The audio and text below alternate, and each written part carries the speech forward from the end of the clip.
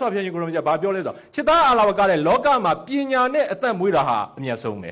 ဒီနေရာမှာတခုရှိတာပညာဆိုတာဘွဲတွေရမှာဒီလိုဆိုလိုတာမဟုတ်ဘူးနော်ဘုန်းတော်ကြီးတို့မြတ်စွာဘုရားရှင်ကိုရောမြတ်ကြီးကဟုတ်တာနဲ့မဟုတ်တာကိုခွဲခြားတတ်တာပညာပဲ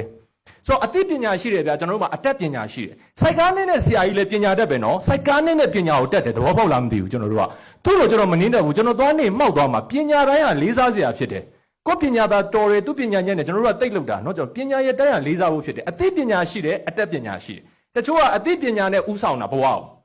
တချို့ကအတတ်ပညာနဲ့ဥဆောင်တာ professional တခုမှအသိပညာရောအတတ်ပညာကိုလိုတယ်နော်ဒါပေမဲ့ orientation မတူသိလားမသိဘူးအသိပညာဥဆောင်တယ်ဆိုတက်ကတော်ကပေါမောက်ခဆိုတာအသိပညာဥဆောင်တာလေ